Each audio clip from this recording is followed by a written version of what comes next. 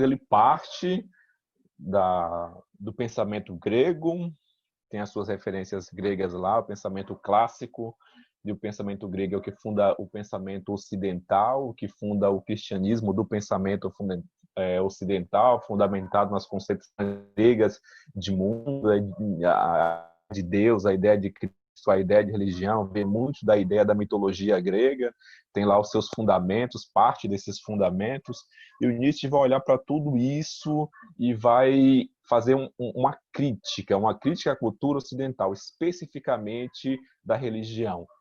E, a partir da religião, ele vai fazer uma crítica à moral judaica cristã. E uma coisa que as pessoas geralmente falam do Nietzsche, que o Nietzsche era ateu, que o Nietzsche é isso, que o Nietzsche é aquilo. Tem 2 filmes ridículos, que eu não sei se vocês já assistiram, que é muito de igreja, especificamente igreja protestante, adora assistir esse filme e dizer que é uma resposta a ser ateu, miserável, que o Nietzsche não é. Mas Deus não está, porque Nietzsche é aquela frase, Deus está morto, mas eu vou chegar nela para explicar o que ela significa de fato. Mas acho que tem o filme 1, o filme 2 e o filme 3, Deus não está morto. E, geralmente são os alunos da escola de educação básica que traz para mim quando eu começo a dar essa aula. Professor, tem um filme aqui para te converter, porque o que você fala é besteira. Aí eu vou tentar explicar o Nietzsche, eles não querem ouvir, né? Porque o que o Nietzsche faz é uma crítica à moral judaica cristã. E quando fala crítica à moral judaica cristã, é a maneira como o cristianismo, não a pessoa de Cristo, mas a maneira como o cristianismo criou valores e padrões morais de comportamento. E que ele vai falar valores e padrões morais de comportamento são morais decadentes. É a moral de rebanho. E a imagem que se tem, que se utiliza, é uma fotografia muito antiga, uma pena que eu não coloquei aqui para vocês verem. É uma fotografia muito antiga. Não sei se vocês têm. Não, acho que vocês é muito jovens para ter avós muito velhos, porque os avós de hoje já são jovens. Mas os avós mais antigos, há cerca de uns 50 anos atrás, era muito comum você ir na casa da avó, do vô, e ter aquela foto de Cristo segurando o cordeiro, ou Cristo, o Sagrado Coração de Jesus, aquele Cristo com o coração aberto, na casa dos avós, do interior, o pessoal do interior gosta muito dessa imagem, ou um Cristo, na minha época era muito mais comum, um Cristo com um cordeirinho no colo, assim, tipo, eu sou o bom cordeiro, eu sou o bom pastor. E o Nietzsche vai olhar para isso e falar justamente, se Cristo, e aqui ele fala Cristo não pessoa, mas Cristo enquanto cristianismo, Cristo enquanto moral judaica cristã é o bom pastor, com certeza o cordeirinho são as pessoas do Ocidente, com a moral cristã decadente, a moral de submissão, a moral de baixar a cabeça. E aí ele vai olhar para isso e vai falar que é uma sociedade pautada em um certo niilismo, que eu vou apontar um pouquinho mais à frente. Uma certa sociedade que está com seus valores equivocados.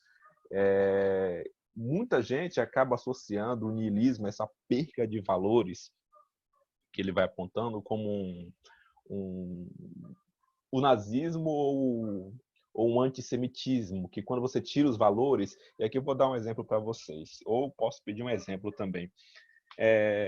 Hoje é muito comum a gente ter alguns discursos do valor da família, da tradição e da moral. Não sei se vocês conseguem ver isso em algum lugar. Já ouviu esse discurso que é preciso valorizar a família como um grande valor? Ninguém está dizendo aqui que a família consanguínea, seu pertencimento a um grupo familiar não tenha valor.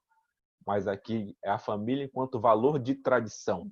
É diferente eu dizer que eu tenho muito amor à minha família do que eu dizer que eu tenho o modelo de família como tradição. Entende o que eu estou falando? Todo mundo entende? Sim, sim. Uhum. Então tá bom.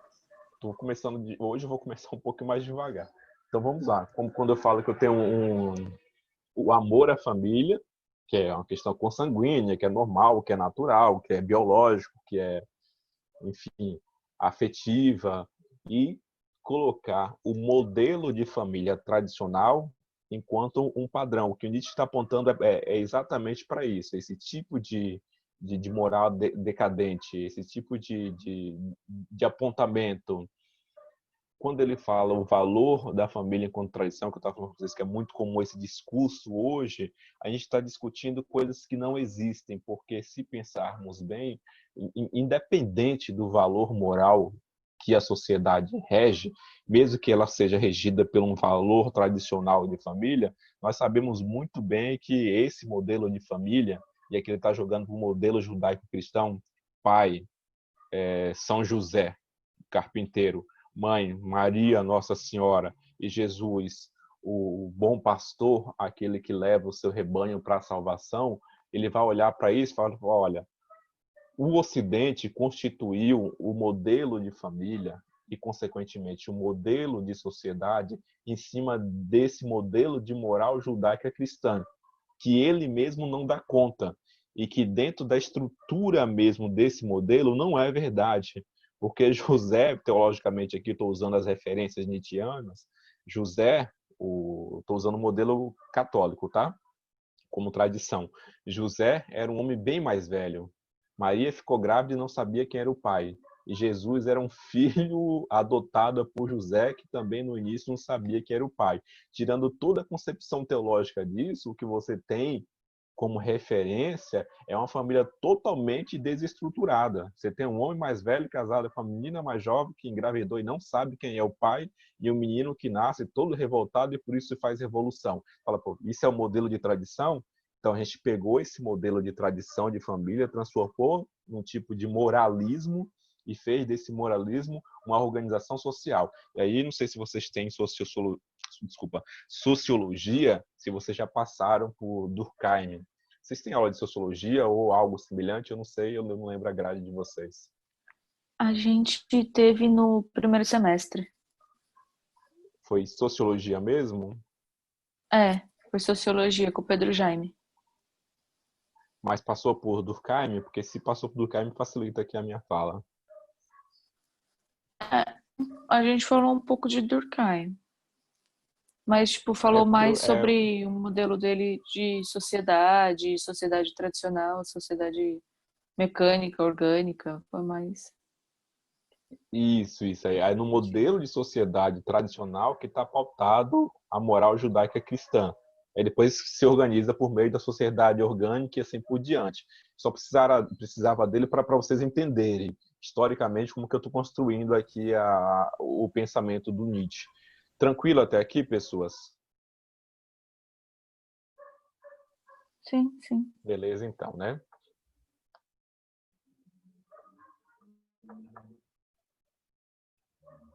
Deixa eu tirar aqui.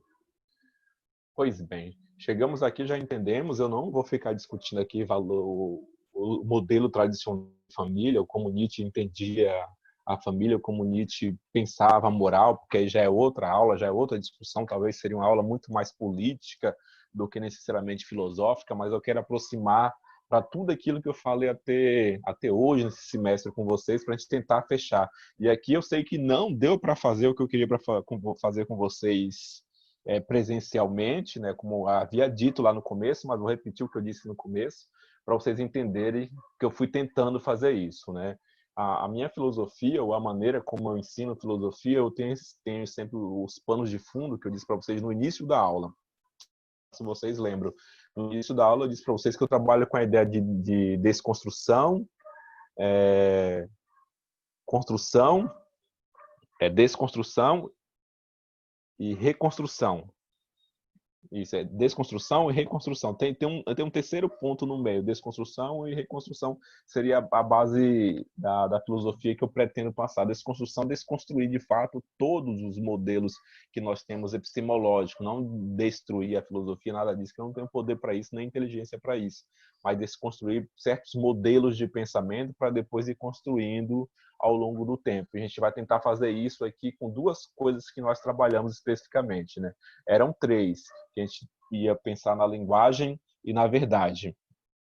Essas duas coisas foi o que eu mais trabalhei. Eu pulei a terceira porque não daria conta, mas foi a linguagem e a verdade. Nós fizemos até agora com a linguagem. Nós fomos construindo para dizer que nós somos seres de linguagem. E agora que a gente começou desde a aula passada a desconstruir um pouco a ideia de que nós somos seres de linguagem, para dizer que nós somos seres muito mais do que seres de linguagem, que a linguagem é insuficiente. Isso nós fizemos com Heidegger. A linguagem não consegue dizer o que somos, porque somos seres existenciais totalmente complexos e difíceis de serem ditos. E agora eu vou fazer a mesma coisa com a verdade.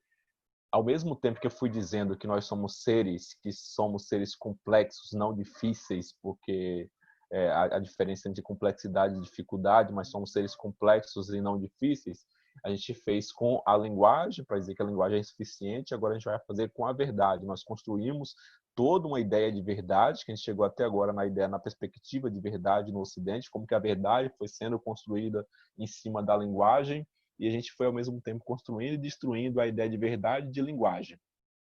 Chegamos até aqui, e o Nietzsche vai falar que tanto a linguagem quanto a verdade, elas são utilizadas de maneira política. Então, ao mesmo tempo em que elas são a única forma que temos para compreender o sentido das coisas, e aqui pensa coisas de maneira muito ampla, não apenas a vida, a existência, mas de entender o sentido dos fatos, dos acontecimentos, ao mesmo tempo que elas servem para isso, elas servem para destruir isso. Então, a linguagem e a verdade, ela tem essas duas funções, a de construir e a de destruir as coisas. Por isso que está aí o meu pano de fundo, a de construção e desconstrução.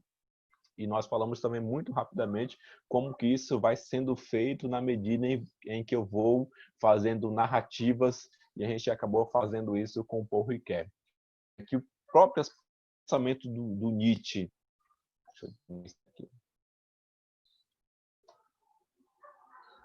o mundo pensado é um mundo simplificado, codificado, tornado linguagem. Nisso se gera a ideia de verdade. Agora, só acompanha aqui comigo para a gente mensurar o que está dizendo aqui. O mundo que pensamos é um mundo que nós simplificamos, nós codificamos, transformando. Lembra lá das primeiras aulas? Signo, sentido e significado? E aqui eu na verdade, estou dando aula e fazendo revisão ao mesmo tempo, né? Signo, sentido e significado é como se eu conseguisse codificar o mundo em torno de uma linguagem. Eu codifico o mundo na linguagem. Agora você veja bem isso aqui. Na medida em que eu codifico o mundo na linguagem, é como se eu tivesse a capacidade de fazer tudo aquilo que o mundo é em um certo reducionismo e transformar em linguagem. A linguagem eu transformo em verdade. Agora vamos aqui pensar comigo. Se eu sei que o mundo pensado é uma coisa muito ampla, é um mundo cheio de significado, e pego esse mundo pensado e transformo em um código, é mais ou menos o que a inteligência artificial faz. Eu transformo em um código, transformo em um algoritmo, transformo em um número. Esse número passa a ser a verdade. Você percebe que eu consigo reduzir todo mundo em um único código, que esse código passa a ser a linguagem que em seguida passa a ser a verdade? Tranquilo até aqui?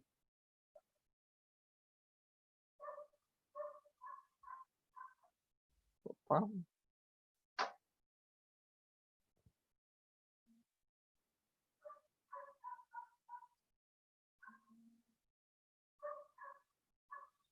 Beleza, transformo na verdade. Agora, aqui é que está o problema. Na medida em que eu pego o mundo, que é codificado, na medida que eu pego esse mundo codificado, simplificado, transformado em linguagem, transformado em verdade, eu estou reduzindo a capacidade de dizer o mundo. Acho que isso ficou bastante claro para vocês ao longo das aulas. Eu acabo reduzindo a capacidade de dizer o mundo.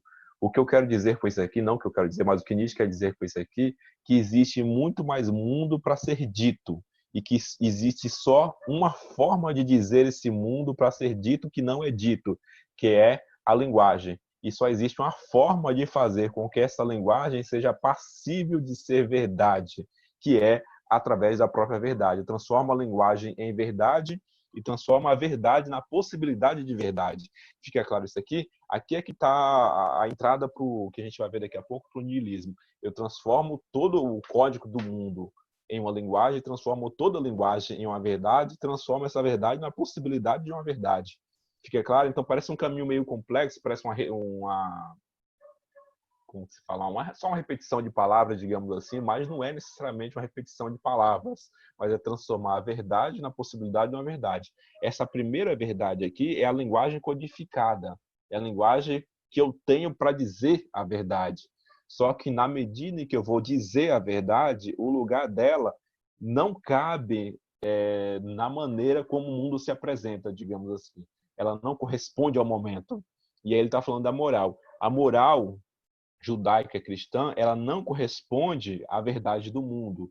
Então, por que eu preciso criar toda uma linguagem? Por que eu preciso reduzir a possibilidade ou as possibilidades do mundo em uma linguagem para transformar em uma verdade e não dar conta do mundo por meio dessa verdade que foi transformada pela linguagem? Tranquilo? Então, aqui é que está o grande problema. Como que eu consigo dizer essas coisas? E vai aparecendo aqui embaixo. Se o alvo da genealogia, eu já explico isso aqui, é a ideia da verdade, o que ela busca é atingir toda a crença na identidade, na duração. Olha que louco isso aqui. Genealogia é voltar atrás. Como eu sei que a verdade que foi construída pela linguagem para falar a verdade, para dizer as verdades do mundo, ela se torna difícil, eu preciso fazer o tempo inteiro uma certa genealogia. Genealogia é fazer um retorno, voltar o tempo inteiro à ideia de verdade, porque a verdade se perde ao longo do tempo. E tentar dar à verdade uma identidade de duração. Como eu sei, acho que alguém me falou, eu não sei se ela está na nossa turma ainda, no comecinho, eu lembro da fala, diz que a verdade é relativa. De fato, aqui agora faz sentido dizer que a verdade é relativa. Mas a verdade, ela não é relativa porque cada um tem a sua verdade. A verdade, ela é relativa porque a verdade se modifica ao longo do tempo. Na medida em que esse mesmo tempo e na medida em que esse lugar onde o tempo se encontra, quer dizer, a história, acontece. Então, por isso que a verdade é relativa. Não é porque a verdade ela depende do ponto de vista de cada um. Isso não é relatividade, isso é subjetividade da verdade. A verdade ela é relativa na medida em que o tempo se modifica e na medida em que o tempo se modifica em função da transformação da história. Fica claro? Por isso que ele vai dizendo aqui que eu preciso criar uma certa identidade na duração. Uma crença na identidade e na duração. Como que é possível fazer com que a verdade ela tenha duração? Como que eu consigo fazer a verdade ter duração? Eu preciso dar uma identidade para ela. E como que eu dou identidade para ela? Isso aqui são os grandes dilemas. E aí eu preciso ficar o tempo inteiro voltando à genealogia das verdades, à genealogia da linguagem, para ver se encontra na própria verdade, na própria linguagem, o lugar da verdade.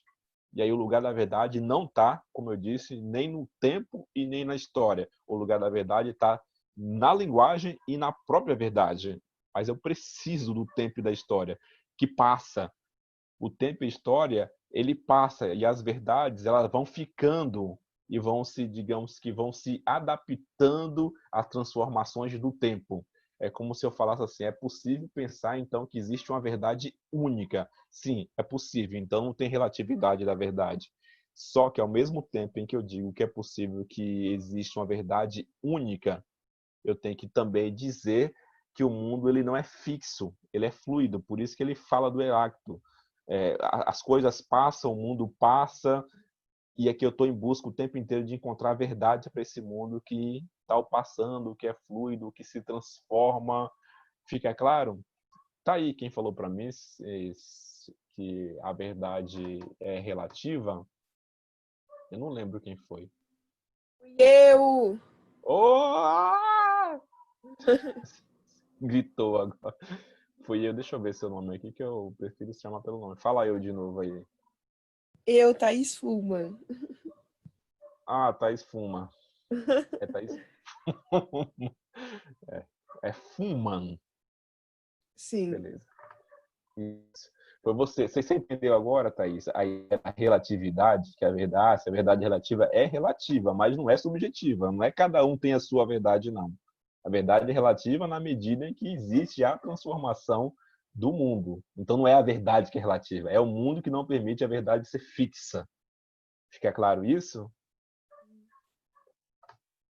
Você já tem uma coisa para discutir aí no boteco. Tranquilo, pessoas, até aqui? Então, caminhemos. Se tiver algum problema, vocês me falam, tá? Vamos entrar aqui em um tema ardiloso. Eu adoro essa imagem. É a fotografia. Faltou fechar aqui. É uma fotografia que mais ou menos retrata muito do momento de agora, né? Pelo menos nesse finalzinho de semestre, trancafiado em casa, em que você tem bastante coisa para fazer. A única vontade que você tem de fazer é não fazer as coisas que você tem para fazer, é fazer o nada. O niilismo entra bastante por aí. Não sei se vocês vão fazer uma enquete aqui, se vocês já estão nessa fase de tem trabalho para entregar, tem prova para fazer, tenho todo o tempo do mundo, mas eu não quero aproveitar nada desse tempo.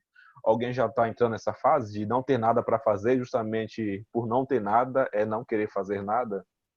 Não, provavelmente tem muita coisa para fazer, tá um caos, não tem tempo para nada. Não sei se não tem tempo para nada, né? Também tem isso, né, de não ter tempo para nada.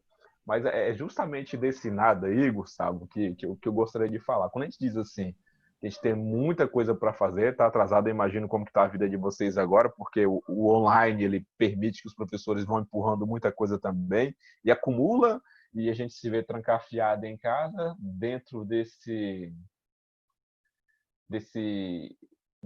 nada, né? Literalmente desse nada.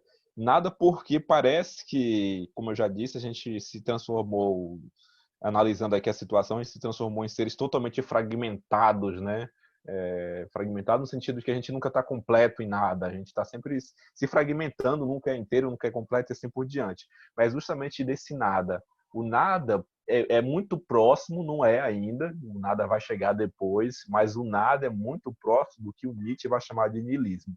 Se eu tenho uma sociedade, só trazer aqui o que eu estava falando anteriormente, com a Thaís fumando, se eu tenho uma sociedade que eu sei que a verdade ela não tem um lugar fixo, não porque ela não quer ser fixa, a verdade ela quer ser fixa, mas o que muda é o lugar onde ela poderia ser fixa porque está passando o tempo inteiro, eu crio concepções em cima de certos valores morais em que as coisas elas não significam muito, porque quando eu me apego a alguma verdade, o lugar dessa verdade se transforma, se modifica, já não tem mais onde eu falar, pô, isso aqui era a minha crença até o momento.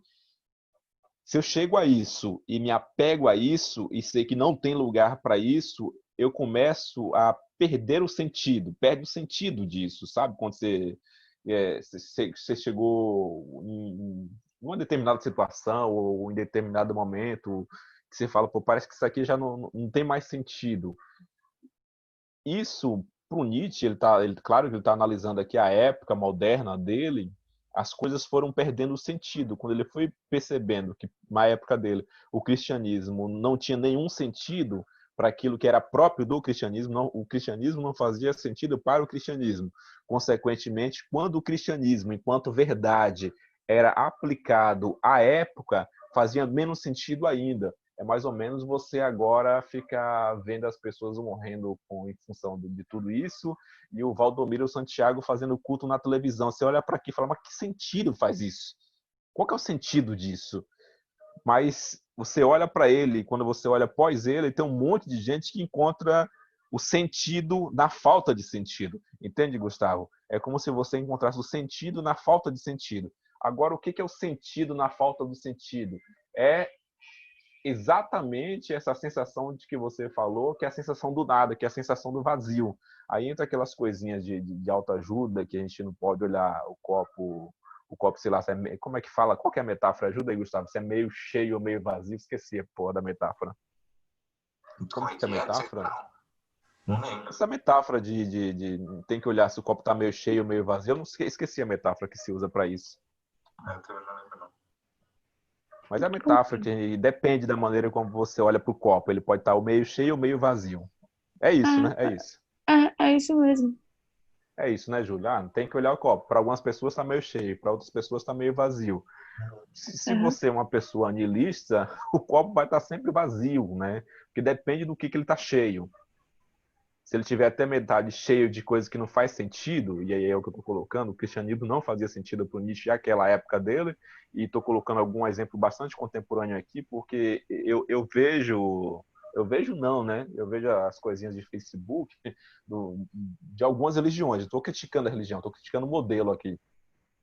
Mas diante da pandemia, as pessoas morrendo e você ainda tem cultos religiosos, enfim, ou qualquer outro tipo de culto, fazendo por meio do cristianismo uma espécie, não vou dizer lavagem cerebral, mas uma espécie de tentar dar conta daquilo que não é possível dar conta, que é da morte, né?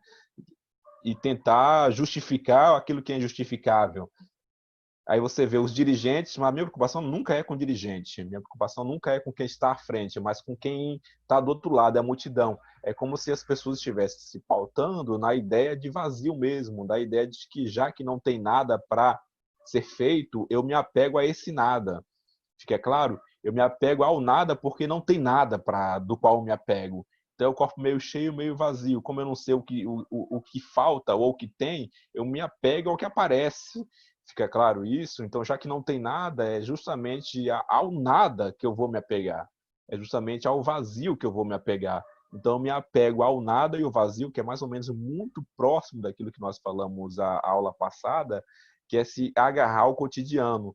E esse cotidiano, nesse exemplo que eu estou colocando aqui, pegando o exemplo do Gustavo, esse cotidiano, esse nada, esse vazio, é nele que eu me apego. Então, eu me apego ao vazio. É esse vazio aqui que é o niilismo. É quando eu me apego àquilo que já não faz sentido. Porque como não tem outra coisa para dar sentido à falta, eu me apego ao sentido da falta. Fica claro? Ou confundi demais? Fica.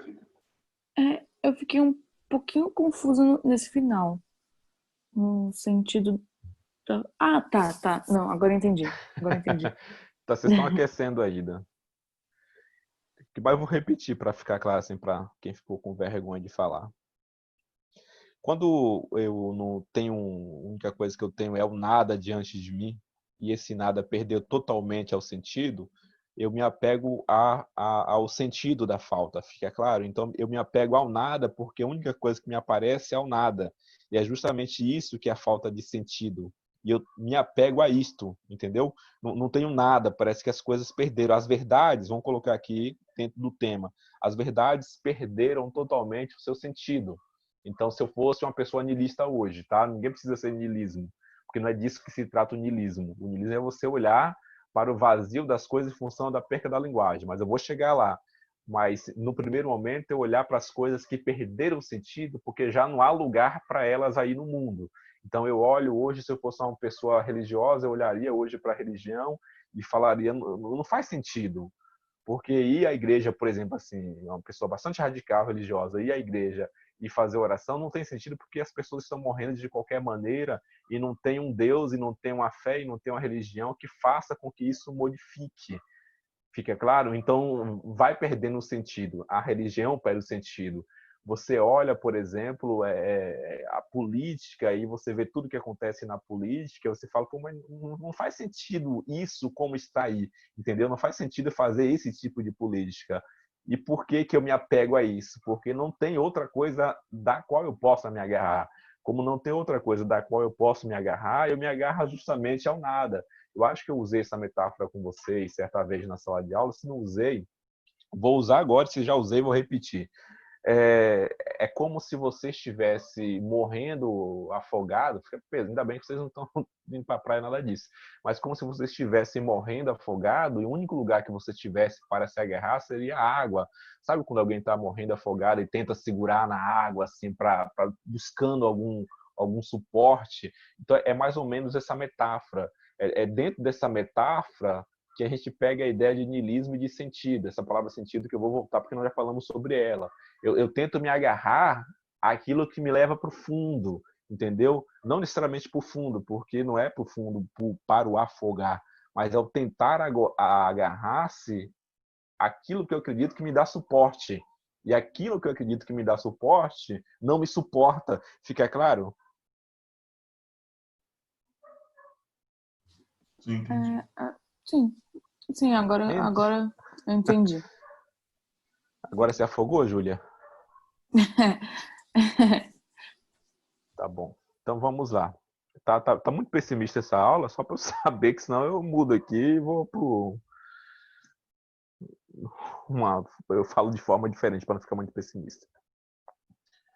Mas quero levar para a linguagem. O niilismo é isso, então, é a desvalorização e a morte do sentido, a ausência da finalidade, da resposta ao porquê.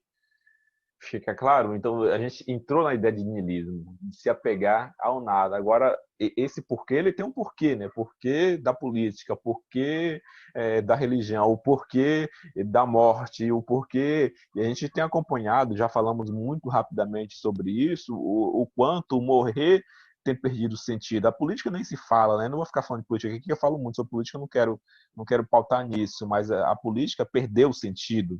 A democracia está perdendo sentido. E aí você vê ações em função dessa falta de sentido, enquanto lutar pela democracia é lutar pela falta de sentido que ela tem. Lutar contra a democracia é lutar pela falta de sentido que ela tem. Vocês percebem isso? E que eu estou colocando só o que aconteceu aí no final de semana dos dois grupos, que foi lá na Paulista, e o palco meu lá, eu nem sei de que lado que eu estaria, que eu estou tão em crise que eu não sei de que lado que eu estaria agora. Mas lutar em pró-democracia é lutar pela falta de sentido que ela tem, que ela não responde. Eu não consigo me agarrar a ela como um lugar de certeza. E lutar contra a democracia também é lutar pela falta de sentido que ela tem, porque ela também não corresponde à necessidade de cada grupo. Fica claro? Claro que eu precisaria falar disso aqui com um pouco de marxismo, mas não vou voltar para o Marx, não. Mas fica claro, e a gente entra na falta de sentido. Aí vocês vão lembrar por que eu trouxe aquela palavra sentido quando a gente começou a falar de narrativa. Que sentido tem esse duplo significado, né? Sentido enquanto direção, sentido enquanto afecção de sentir as coisas, sentido enquanto se uma coisa tem sentido ou não. Então, é essa falta de sentido, é a total desvalorização e a morte do sentido.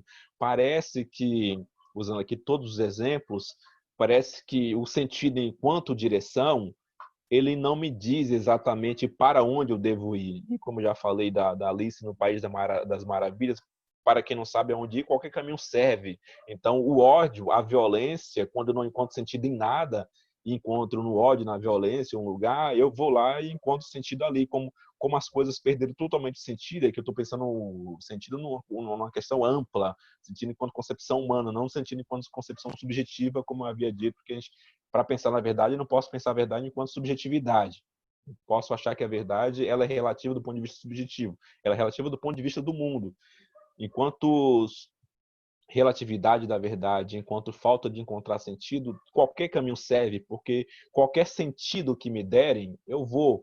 Já que eu não tenho um GPS, se tivesse um GPS que pudesse nos dizer hoje qual que é o melhor sentido para o mundo, seria tão bom, mas não tem GPS para dar sentido para o mundo.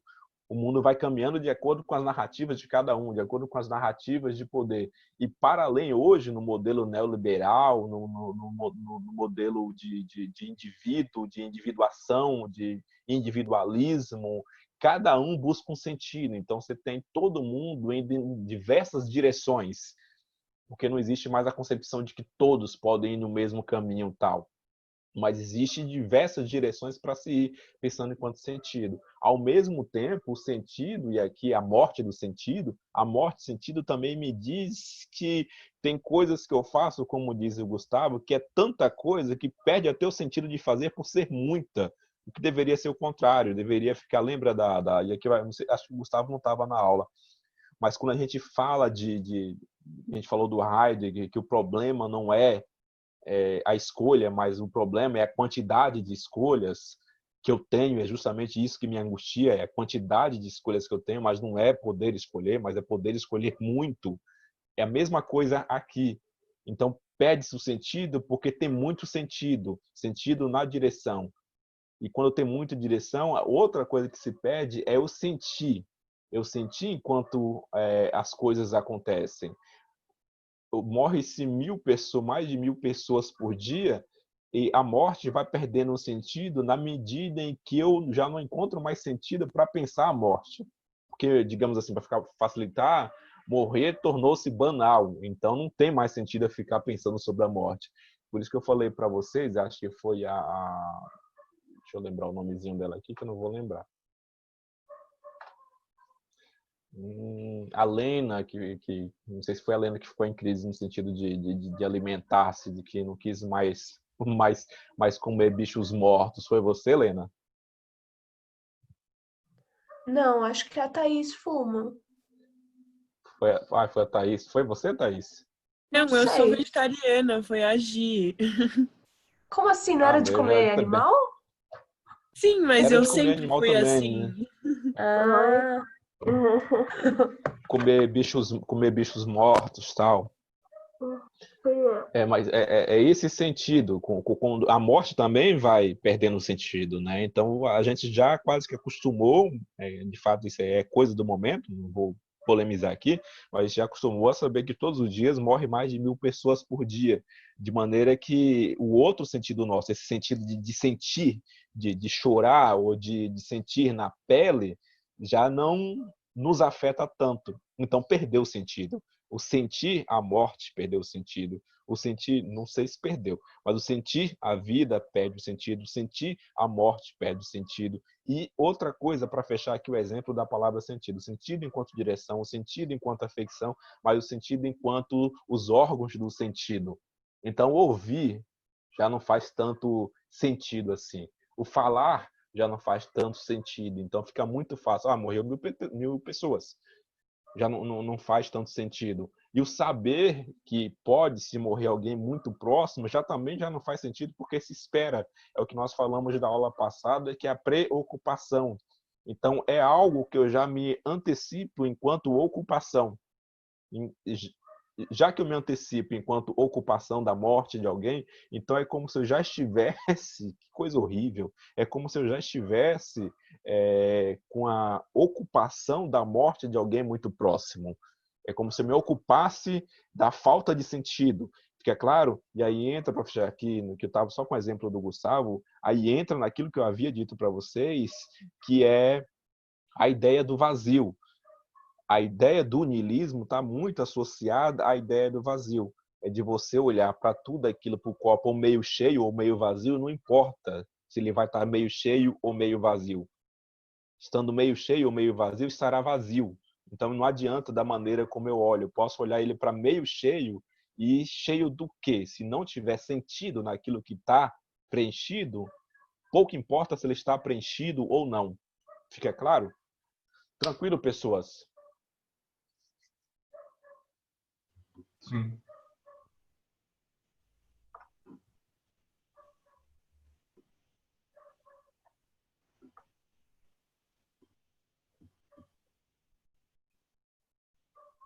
Vou interromper e voltar de novo, porque meu slide sempre dá uma travada.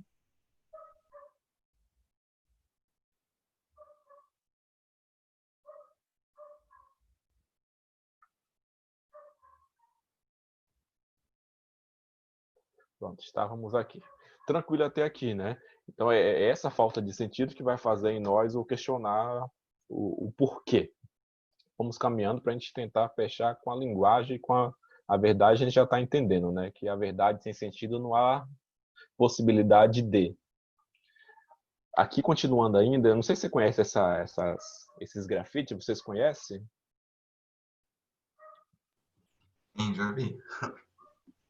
É do Baskin ou Baskin, não sei o nome certo dele. Eu coloquei em algum lugar aqui. É do Eu Baskin. conheço. Mas eu adoro os grafites dele. Adoro. Eu Nossa, uso são muito muito nas bons. aulas.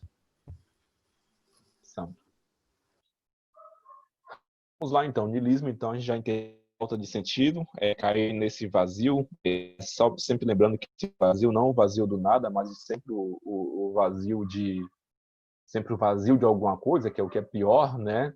Aí é a fuga da vida. Mas se a gente pensar assim, e aqui eu estou usando o mais profundamente o Nietzsche, que a coisa mais importante que se daria sentido seria a vida, a falta de sentido não é a negação da vida, porque o Nietzsche não tem esse apego ao desprezo com a vida, muito pelo contrário, mas é a maneira como eu tento buscar formas de fugir da vida, ou de dar um outro sentido para a vida, que não é esse sentido do qual nós falamos, que não é um sentido por meio do niilismo, já que o niilismo está aí, mas é uma fuga da vida, preciso buscar refúgios para a vida. E aqui eu vou preparando para vocês qual que é o lugar onde eu encontro um suporte para a vida, que vai ser na ficção, age por meio da ficção, não enquanto possibilidade de verdade, enquanto lugar.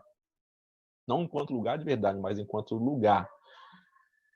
O que ele está apontando com isso? E vocês conhecem essa imagem também, né? Que é o Tiradentes esquartejado, mas a imagem, a ideia do Pedro Américo, produtor da fotografia, é apontar o que nós já havíamos dito no começo aqui: os valores tradicionais se depreciaram, os princípios e critérios absolutos deram-se. Tem outra frase que é do Karl Marx: tudo que é sólido se desfaz, não sei, esqueci, mas tudo que é líquido, esqueci a frase, mas tudo que é sólido se desfaz com o tempo, se dissolve, alguma coisa assim, para dizer justamente que o problema não é quando eu não consigo encontrar sentido para as coisas, ou para o mundo, ou para a verdade, mas o problema é na medida que as coisas vão se dissolvendo, as coisas vão se dissolvendo, e essas coisas são os valores morais, eles vão se dissolvendo. E quando eles tentam ser construídos, por exemplo, vamos imaginar o seguinte: como que seria possível hoje a gente tentar construir uma ideia de família no modelo de sociedade que nós temos agora? O quão complexo seria? Por isso que é muito forçoso hoje, quando alguém fala que precisa voltar aos valores tradicionais da família. O mundo hoje, ele não dá conta, então seria uma luta para quem procura buscar esse tipo de valor. É sempre um choque constante, é sempre um contraste você dizer que é possível trazer os valores tradicionais de família para o mundo como ele é. Porque o mundo, se a gente pensar, o mundo é economia, o mundo hoje em dia ele é globalizado, o mundo ele é mais dinâmico, o mundo ele é mais aberto, o mundo ele é virtualizado. É totalmente impossível você trazer certos valores na medida em que você tem um mundo que não é fixo, como eu já havia dito, ele não tem lugar. O mundo ele não tem lugar fixo. Então, por não ter lugar fixo, tem certos valores morais trazidos enquanto verdade que não encontrarão lugar nesse mundo. E aí você coloca as pessoas que têm esses valores sempre uma situação de não saber que, ou se perguntar o porquê disso, que é a pergunta que nós havíamos feito anteriormente. Mas é o porquê disso. Por que eu vou pensar em algo assim para um mundo que não é assim, para um mundo que se movimenta o tempo inteiro? Haja muita resistência.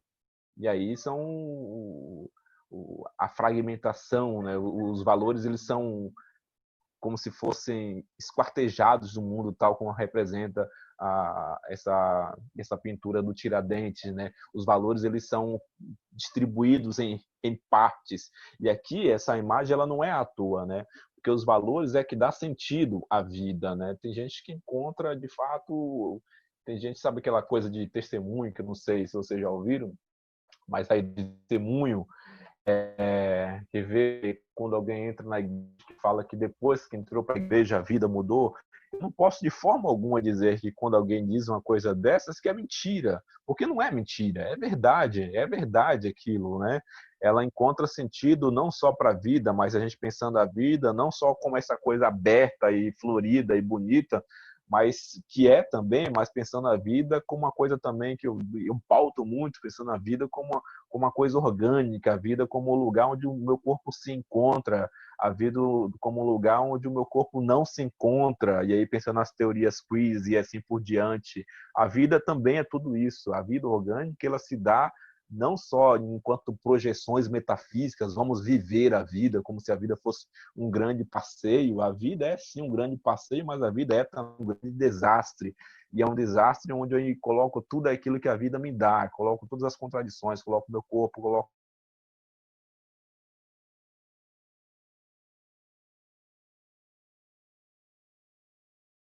em que ela vai perdendo sentido. Vou citar o que aconteceu no Brasil para depois falar dos Estados Unidos, para dar primeiro. Todo mundo me ouvindo aí? Porque minha internet está aqui me anunciando coisas ruins. Manda a mãozinha Pelo aí, tá menos pra mim deu ouvindo? uma Pra mim travada. travou um pouquinho, Marcos. Pra mim também travou. Mas agora. tá normal, pelo É, menos. tá bom. Tô perguntando porque ela me diz aqui quando deu uma travadinha.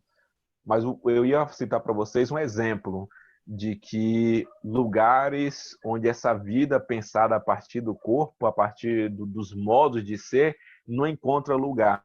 E aí que é onde entra os questionamentos do porquê. O que vocês acompanham agora ultimamente nos Estados Unidos, que eu falei que vou falar primeiro do Rio de Janeiro, porque aqui a nossa negada aqui é uma negada que adora a estética americana, está gostando muito da estética africana, mas ainda não conseguiu compreender o lugar de luta. De luta que eu falo de militância mesmo, lugar de debate sobre o que é racismo. E eu, como eu disse, eu não vou falar sobre racismo, eu quero citar esse exemplo, né? A gente consegue ver nos Estados Unidos as pessoas irem para as ruas e se manifestarem, enfim, fazer todo aquele quebra-quebra lá, porque o grande debate é de que esse corpo onde há vida, esse especificamente o corpo negro onde há vida lá, que o tema lá é a negritude, é o racismo contra os negros, esse corpo onde há vida, ele não tem lugar no mundo, fica claro? Parece que não tem lugar no mundo, e por não ter lugar no mundo, perde-se o vazio, parece que está ali e não está ali, existir não faz o mínimo sentido, porque não tem valor.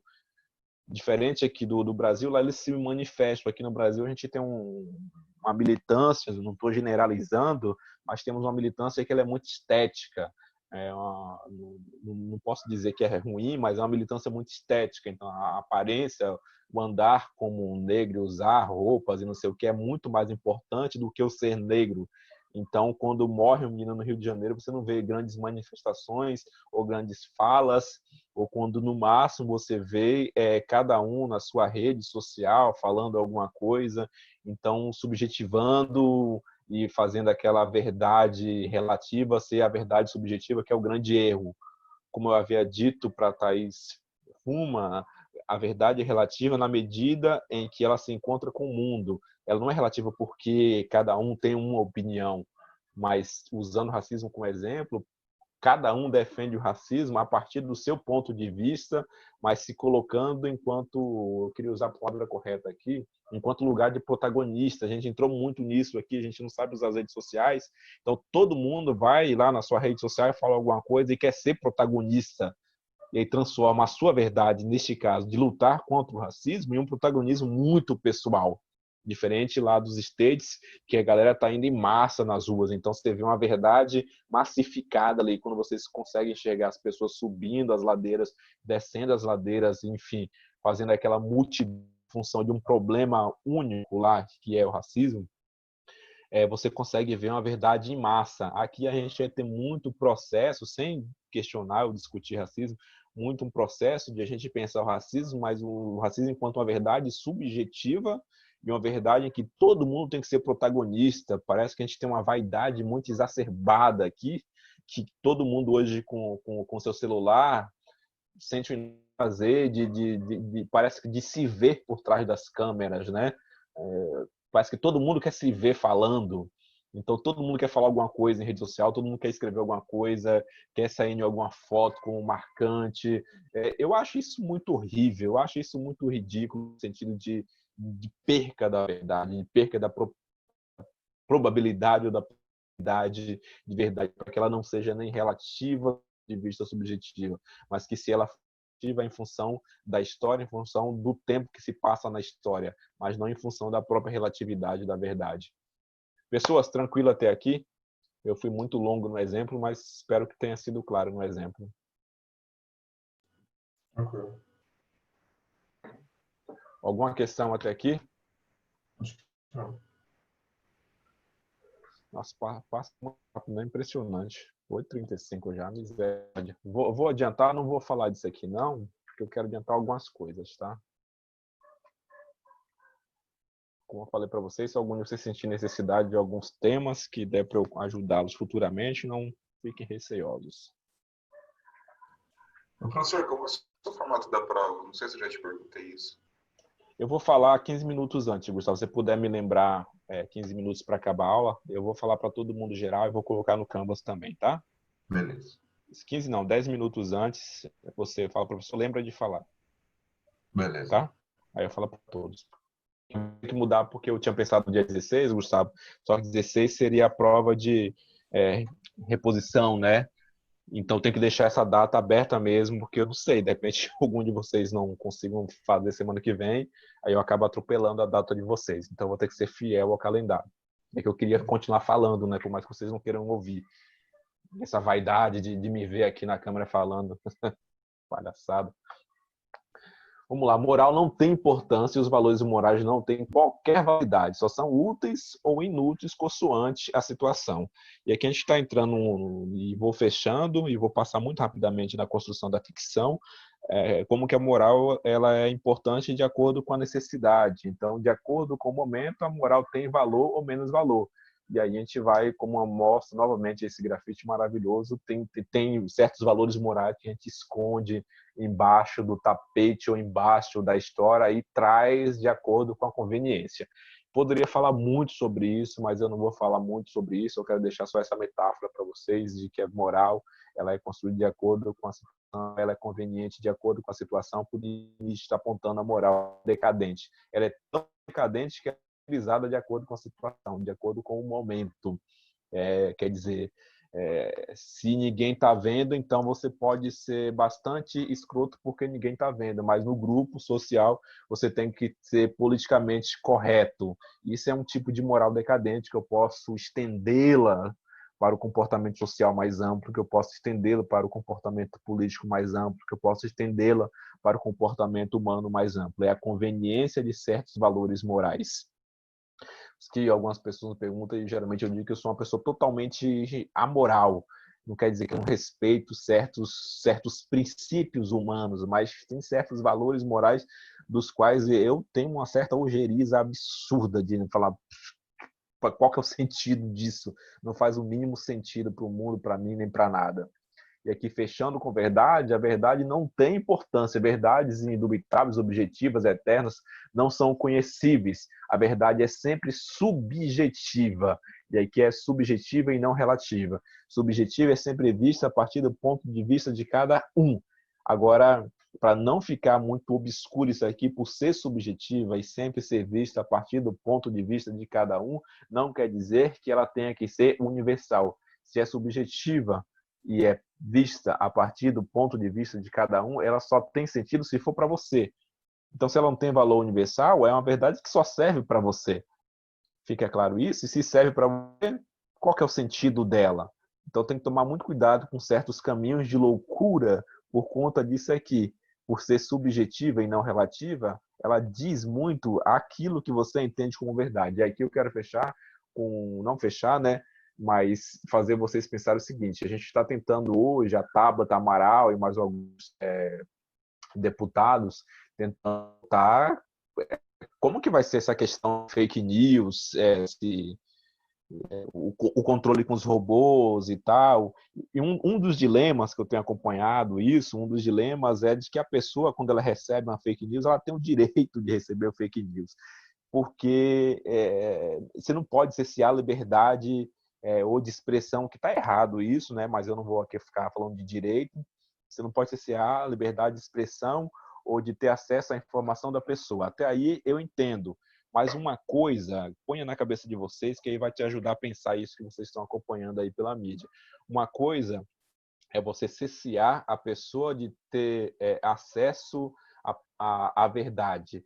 Que essa verdade ela pode ser subjetiva, ela pode ser o ponto de vista de uma pessoa. Outra coisa é você dar a liberdade da pessoa ter acesso à mentira. Então, a discussão ela não é muito bem feita. O que muitos dizem, não, a pessoa ela tem o direito de ter acesso à verdade. Correto. Mas até que ponto, olha o caminho que a gente fez, até que ponto isso que ela está tendo acesso é uma possibilidade de verdade? Quais são as referências, quais são os conteúdos, qual é a fundamentação teórica daquilo que ela está recebendo é verdade. Ela tem o direito de receber uma fake news, só que fake news não é verdade, é mentira. Então, quando a gente, de certa forma, defende que a pessoa tem direito a receber uma fake news, você está defendendo o direito da pessoa a receber mentira. E assim, pegando tudo aquilo que nós já discutimos bem no começo, o analfabetismo brasileiro, a dificuldade de interpretação de texto que as pessoas têm, você está dizendo ao mesmo tempo que você tem que garantir o direito da pessoa a acreditar em mentira. E não é essa a discussão. A discussão deveria ser, você tem que garantir o direito da pessoa a receber verdade. Agora, como que vai se fazer isso, eu não faço a mínima ideia.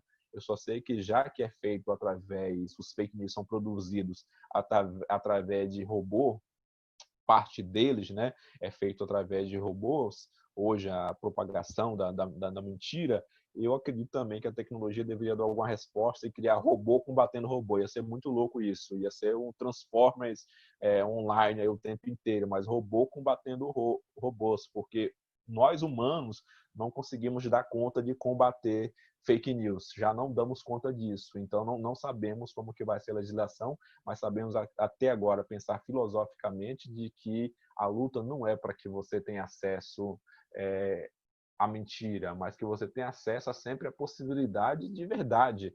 Agora, se você vai transformar essa verdade em algo subjetivo, em algo relativo, aí já é problema seu, mas que aquilo seja uma verdade. Fica claro? Mesmo que seja uma verdade de um ponto de vista, e aqui eu coloco como exemplo, se for uma verdade, por exemplo, pautada em certos valores morais, da qual você não concorda, você não acredita, você não quer e assim por diante. Se for esse tipo de verdade, não tem problema nenhum, mas é uma verdade.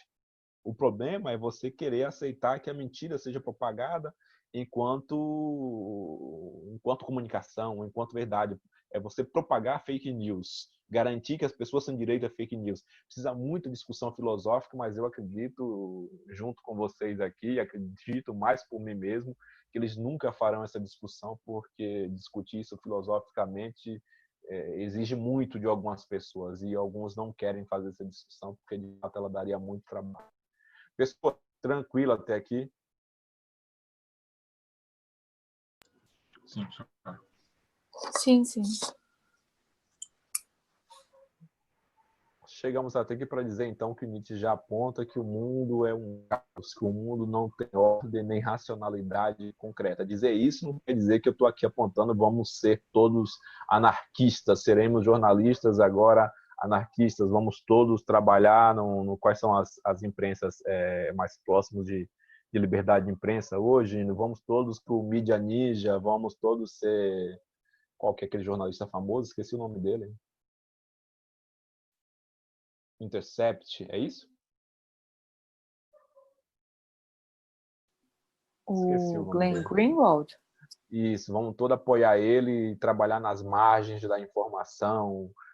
Não é bem isso, né? O mundo está em total desordem, segundo Nietzsche, não tem razão, não tem racionalidade, não tem Deus.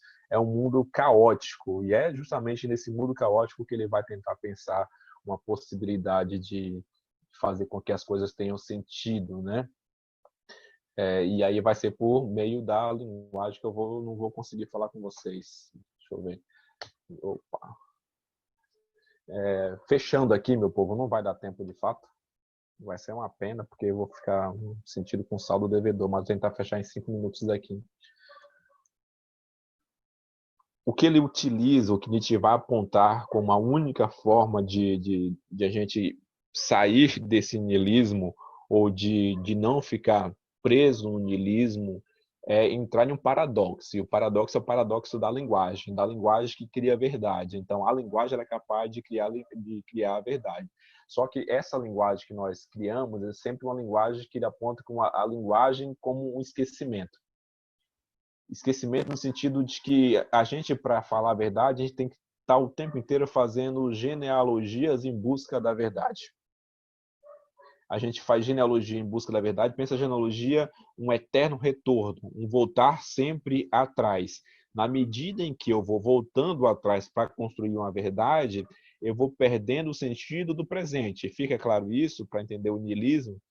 Na medida em que eu vou buscando a possibilidade de verdade por meio da analogia para tentar encontrar o sentido das coisas por meio da linguagem, eu vou perdendo o sentido do presente. Então, eu vou ao passado e perco o sentido do presente.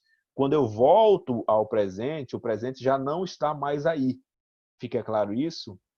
Fiz a genealogia da verdade por meio da linguagem, em busca do sentido das coisas, porque as coisas têm sentido. O que aconteceu foi que a gente tirou o sentido das coisas, por isso que entramos no niilismo. A morte não faz sentido, porque nós tiramos o sentido da morte. A política não faz sentido, porque nós tiramos o sentido da política. A vida não faz sentido, porque tiramos o sentido da vida, e assim por diante.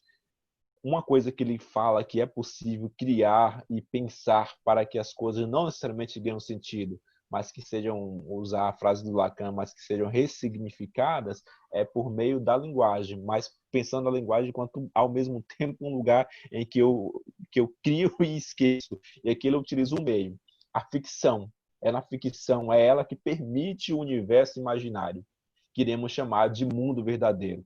Nós podemos criar um mundo verdadeiro, um mundo possível por meio da linguagem, por meio da ficção. E aqui, para fechar, para dizer a beleza da profissão de vocês, o jornalista é esse, cara, é essa pessoa, é essa mulher, é esse homem, enfim, é esse ser que tem capacidade, por meio da linguagem, de criar ficções possíveis. Não ficção no sentido de ficção científica, mas criar a possibilidade de você pensar que sejam possíveis de existir, enquanto possibilidade de criação de existência. De criação de existência. Fica claro isso? É esse tipo de possibilidade. E como que eu faço isso? Por meio daqui que nós falamos no início do ano exatamente, né? Que são signos, sentidos, significados. Os signos são a nossa primeira experiência de duração. Então eu crio signos, eu vou dando outros sentidos aos sentidos já existentes. Eu não preciso necessariamente dizer que se o copo está meio cheio ou se o copo está meio vazio. Pouco importa se ele vai estar meio cheio ou meio vazio, eu vou ter que criar signos para isso. Não só interpretações vazias ou sentido nenhum, mas vou criar signos, dando outros significados. E aí eu vou criando uma experiência de duração. Como eu falei, a duração enquanto dura, mas não a duração enquanto eternidade. Eu vou dando, digamos que, amaciando o sentido das coisas. Fica claro? Uhum.